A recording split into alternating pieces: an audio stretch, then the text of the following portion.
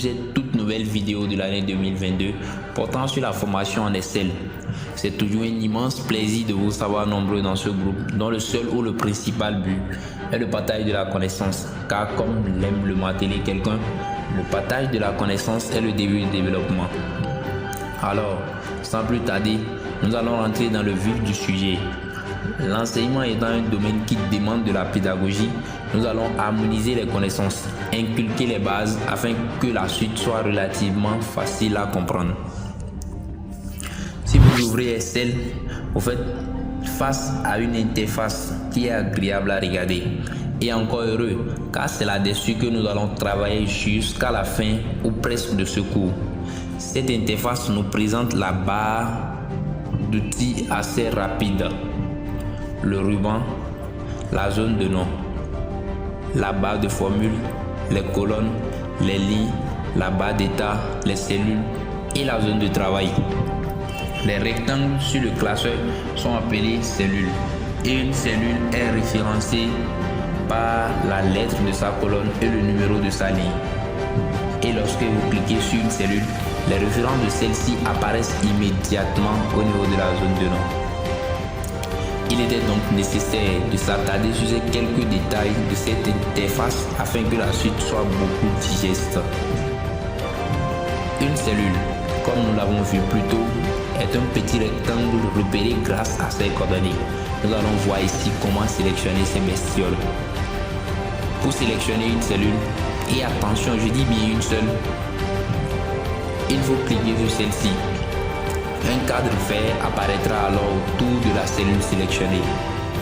Pour sélectionner un bloc de cellules, maintenez le bouton gauche de votre souris enfoncé et glissez dans la zone de travail pour définir un bloc. Relâchez le bouton lorsque vous avez terminé. Il y a une cellule dans le bloc qui n'est pas en vert mais en blanc. Ne vous inquiétez pas, elle fait partie tout de même du bloc. Pour sélectionner des cellules éparpillées dans votre feuille de calcul, cliquez gauche sur une cellule.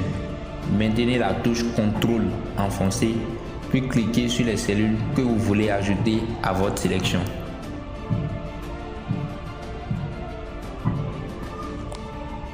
Lorsque vous sélectionnez une colonne, vous sélectionnez en fait toutes les cellules de celle-ci, soit 1 048 576 cellules, une colonne ayant ce nombre monstrueux de lignes. Pour donc sélectionner une colonne, cliquez ici. De même pour les lignes, sauf que ce coup-ci, il faut cliquer sur le numéro de la ligne. Maintenant que le point est fait sur ces basiques, saisissons nos données. Pour entrer une donnée, double-cliquez sur une cellule et écrivez ce que vous voulez. Appuyez sur Entrée. Le tour est joué. Sélectionnez cette cellule et regardez la barre de formule. Votre test y est affiché et vous pouvez le modifier à partir de là. Alors, pour une parfaite illustration, écrivons « Heureuse année à vous » sur la cellule E5.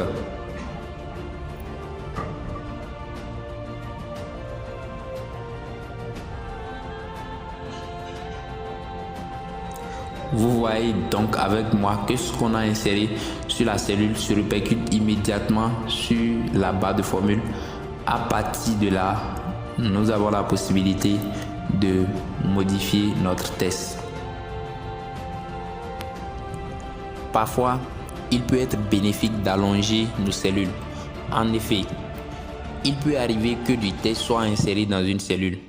Si ce dernier est trop long, comme dans notre exemple précédent, la cellule va donc le tronquer lorsque ce dernier n'est pas sélectionné. Évidemment, le test sera toujours à l'intérieur et empiéter sur les cellules adjacentes lorsque cette dernière sera sélectionnée. Pour plus de lisibilité, il est donc utile d'allonger la cellule. Pour cela, placez votre curseur en forme de croix à la limite d'une colonne. Maintenez le bouton gauche de la souris enfoncez et élargissez votre colonne. Le tout est joué. On peut faire de même pour les lignes. Ça y est, vous avez désormais saisi des données.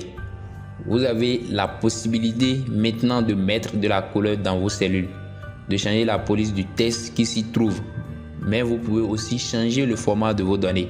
Par exemple, si vous avez une colonne où tous les nombres sont en euros, il suffit de dire à Excel que dans cette colonne, tous les nombres que vous rentrez sont des zéros. Le logiciel ajoutera le signe de la monnaie européenne. Pour une parfaite illustration, nous allons saisir des données numériques sur quelques cellules.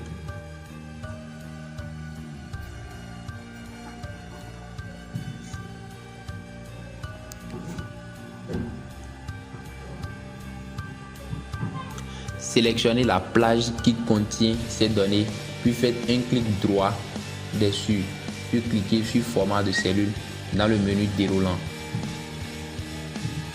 Une fenêtre avec plusieurs onglets s'ouvre. Nous sommes sur l'onglet qui va nous intéresser, l'onglet nombre. Si vos données sont numériques, ce qui est le cas ici, vous allez pouvoir définir un format qui va s'appliquer sur toutes les cellules sélectionnées ici. Dans notre cas, nous voulons des zéros. Cliquez sur l'onglet monnaie. Laissez les options par défaut, puis cliquez sur OK. Vous revenez au tableau. Vos données sont maintenant sous un format monétaire. Il y a plein de formats possibles. On ne va pas tous les voir un à un. Ça ne servira à rien. Si je peux vous permettre un conseil, regardez le format date. C'est intéressant. Maintenant, on va voir ce que vous attendez depuis tout à l'heure. Le poignet de copie incrémenté.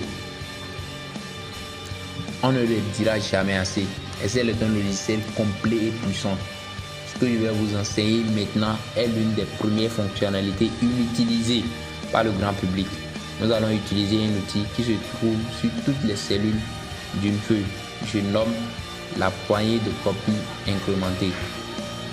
Écrivez dans une cellule un mot ou encore un chiffre, comme vous voulez. Chez moi, voici ce que ça donne.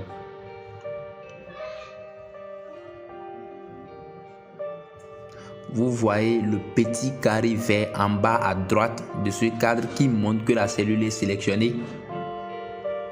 Cliquez gauche dessus, maintenez le bouton enfoncé, descendez puis relâchez le mot.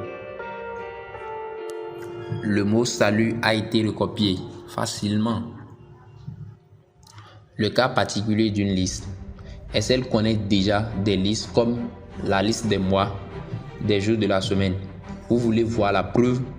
Ça tombe bien. C'est facile à faire avec une donnée, une poignée de copie incrémentée et un glisser-déposer.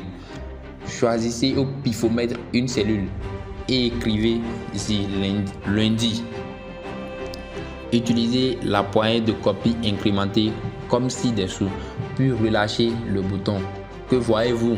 La liste a été complétée toute seule.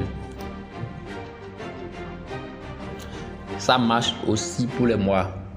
Il suffit juste d'écrire janvier à la place de lundi, puis de suivre la même procédure. Souvenez-vous de cette technique. On s'en sert partout et nous allons la réutiliser dans les autres modules. Elle est vraiment intéressante et nous permet d'aller rapidement lors de nos saisies. Comme avec les listes pour les mois et les jours de la semaine, nous avons aussi la possibilité de personnaliser notre liste et l'utiliser au niveau de la poignée de copie incrémentée. Restez donc des nôtres pour la suite qui s'avère beaucoup plus intéressante, dans laquelle nous allons démystifier les formules sur Excel. D'ici à là, portez-vous bien et ciao.